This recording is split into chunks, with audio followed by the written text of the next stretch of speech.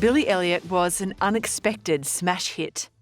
Made on a measly budget of $5 million, it ended up making over $109 million worldwide. The director, Stephen Daldry, was astonished. In the beginning, he thought the script for Billy Elliot was unfilmable. The central character needed to be an 11-year-old boy, specifically from Northern England, who could act and dance. They auditioned around 2,000 boys before settling on Jamie Bell, who eventually played the role of Billy. At the film's premiere in 2000, which was the first showing of the film, Daldry and the screenwriter Lee Hall thought Billy Elliot was going to be a disaster. Surprise, surprise, it was a huge success. And it's not just because the northern accent is fun to listen to. Okay, I'll stop the accent. On a global level, the audiences loved the uplifting story of a young boy from a disadvantaged background defying all the odds to follow his dreams. On a national level, in England, the story of Billy Elliot touched the hearts of many because of its historical context. Although it was made in the late 1990s, the film is set in 1980s. This was a tough time for many people in England's north. The film acknowledged these difficulties and made the people feel like they weren't forgotten. This lesson will focus on the hardships faced by two groups in England in the 1980s: people who defied gender stereotypes and the coal miners of the north. Let's get started. A stereotype is a set idea about what a person or group of people are like or how they behave. These set ideas are generalised based on assumptions, usually untrue and almost always unfair. It's hard not to notice the negative attitudes and stereotypes depicted in the film about gender. In particular, what it means to be a boy. Have you ever noticed how some sports and hobbies are considered either for boys or for girls? It's true that some of these attitudes have relaxed a bit nowadays, but not entirely. In the 1980s in England, conservative attitudes about how boys and girls should behave were widespread. Being conservative means to be more traditional in one's outlook and suspicious of sudden changes. These attitudes in England were, in part, spurred on by the policies of Prime Minister Margaret Thatcher. She served from 1979 to 1990 and gained a reputation as the Iron Lady. Margaret Thatcher wanted British people to return to more old-fashioned Victorian values. This influenced ideas about what it means to be a girl or a boy, and these ideas became rigid expectations. These expectations made it difficult for many people to follow their dreams. The film depicts how difficult it is for Billy to pursue ballet because, apparently, boys are meant to do boxing. Who knew? Billy hides his love of ballet from his father and brother because he knows they will ridicule him. And they do. When they find out Billy has been going to ballet instead of boxing, they are disgusted by his choices. That is, until they realise Billy has real talent as a dancer. Due to its popularity, this film has helped combat negative attitudes towards male dancers. Billy shows everyone that male ballet dancers are strong and athletic, not weak or unmanly. That's why Billy Elliot is still a hit. Billy rebels against these stereotypes and sends the message to kids everywhere: just do what you love. Billy Elliot also paved the way for other films in which boys get their dancing shoes on. Films such as Shall We Dance?, Step Up, and its 4 sequels, Hairspray, even Happy Feet. That's just to name a few. Unfortunately, the 1980s was also a time when homosexual people in England faced a lot of hostility. In the film, derogatory terms are used to describe homosexual people. These terms are actually used quite casually by some characters. This demonstrates the widespread homophobia or dislike towards homosexual people in England during the 1980s. The film also depicts a toxic, macho mentality among some of the men in Billy's community. Billy often finds that he has to defend himself against accusations that he is gay simply because he likes to dance. When Billy's friend Michael reveals that he is gay, Michael is worried that others will find out. There is a moment when Michael is frozen with fear after revealing his secret to Billy. But Billy is a good friend and stands by Michael. He even gives him a tutu to wear and dances with him. The film conveys the important value of tolerance and kindness towards people, no matter their orientation. This pushes back against homophobia and prejudice in England in the 1980s and 90s. Let's move on now to the coal miners' strike of 1984 to 1985. This was a very sad and violent chapter in British history. Throughout the film, there are references to strikes, scab labour, and clashes with police. These things may not mean much to people who are unfamiliar with the miners' strike in northern England, a bitter industrial dispute that resulted in violent clashes between protesters and police.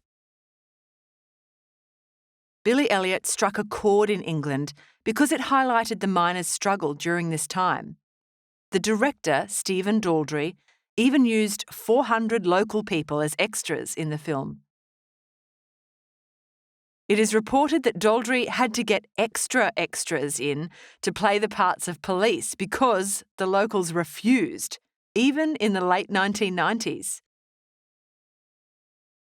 As mentioned earlier, Billy Elliot is set in 1984 in County Durham, in northern England. Billy, his father and brother live in the mining town of Everington. It is a fictional town that represents the many mining towns of northern England that were affected by the strike. In 1984, the National Union of Coal Miners called a large strike to prevent the closure of 20 coal mines across England.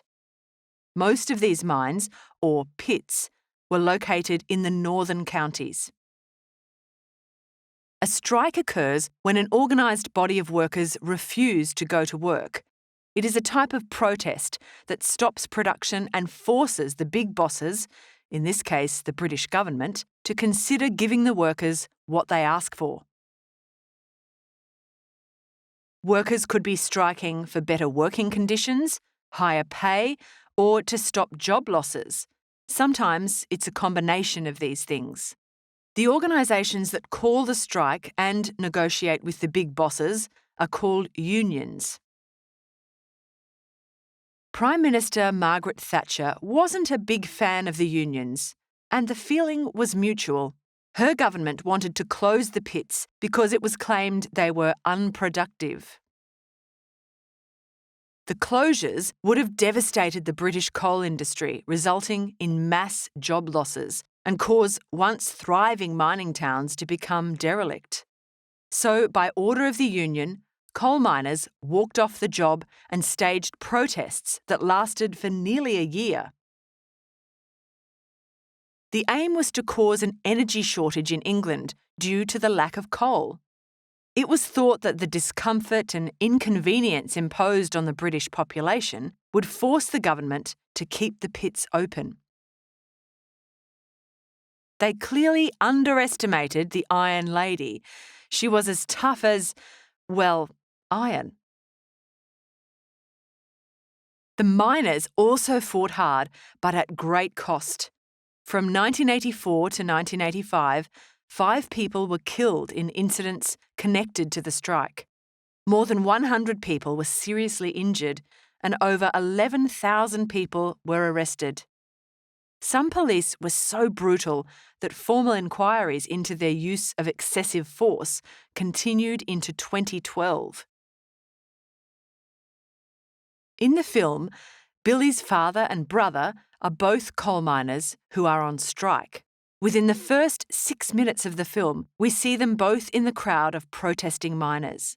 They are all yelling, "Scab! Scab! Scab!" at a busload of miners who are crossing the picket line and heading into the mine. To cross the picket line means to literally cross the line of protesting or picketing workers and head into the workplace.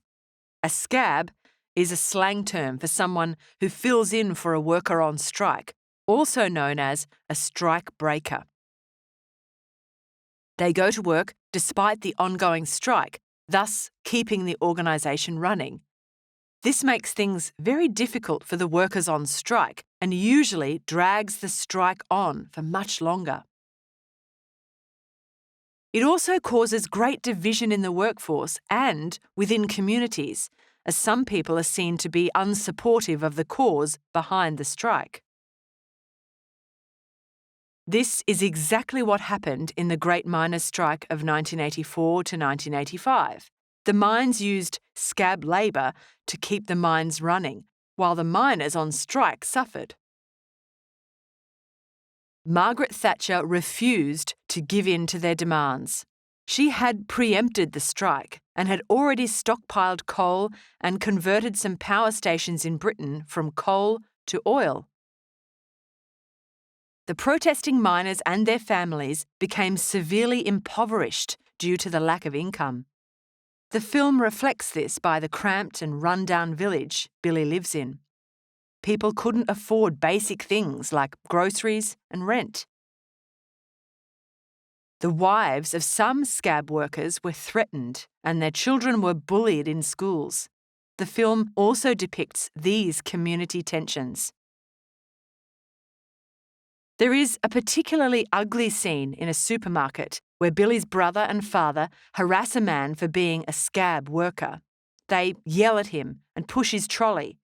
He is able to buy groceries and feed his family with scab money, while everyone else goes hungry.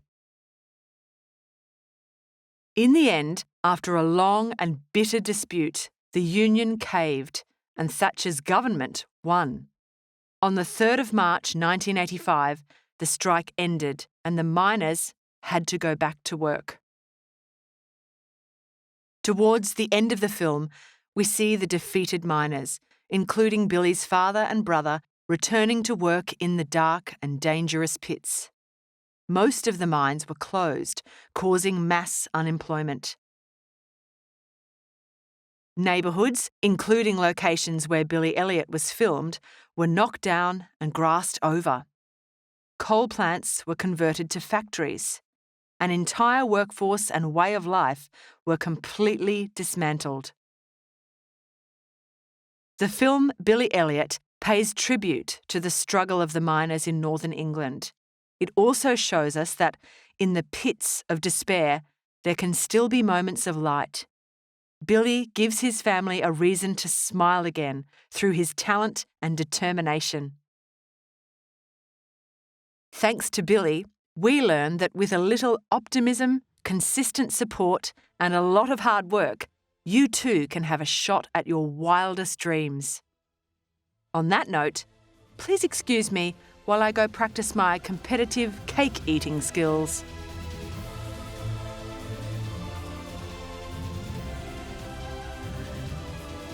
We hope you enjoyed this Schooling Online production. For more easy lessons, check out our other videos.